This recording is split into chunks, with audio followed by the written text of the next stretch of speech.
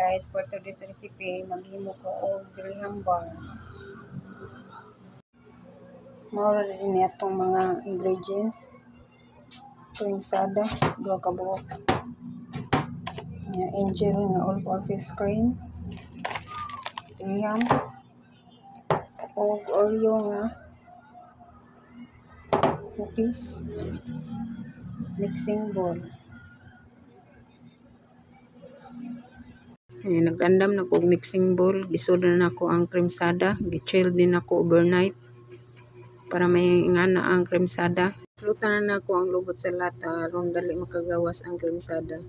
Then gi-add nako ang usa ka all-purpose cream. Gamitan na nako og hand mixer para pag-beat. Pareha ra nig method sa maghimo kag icing sa cake. Inganiun na ni siya kay aron magdouble ang volume sa mixture. Mga 5 minutes giturbo ni nako guys. Aron madouble ni volume. Ug pag human sa 5 minutes na kong beat, mao na ni, okay na ni. Ako lang nang gisagol ang Oreo. Ang Oreo ani daghan na kay kung nabutang, dapat gamay ra tani. Pero kay nahinay ka naman, ako na lang ni butang tanan. Mix lang na nako. Naglatag na ko daan og graham sa Tupperware.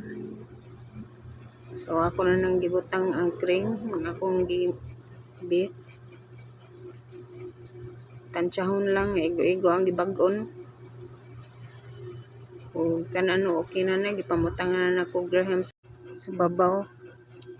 Kung pila ka buok graham sa ilaw, mausad sa babaw. Tungod lang pod. First time pa rin akong buhat guys, gikinamot ra na ako kay para kaon naman po na kay nagpractice mo ko ana. So napaday sobrano na ako ibasiyo sa ice cream, mao na lang po akong gisudlan. So same procedure ang gihapon. Kung ibaligya siguro nino tag 30 siguro ang baligya ani. So pag human ako prepare ani, ako na ning isod sa ref overnight para ugma akong tanawon og success bang akong gibuhat. So pagkabuntag yun no, dali yun ako tanong kay excited kayo. So mao na ni success yun. Mao na ni ang akong graham bar Oreo flavor.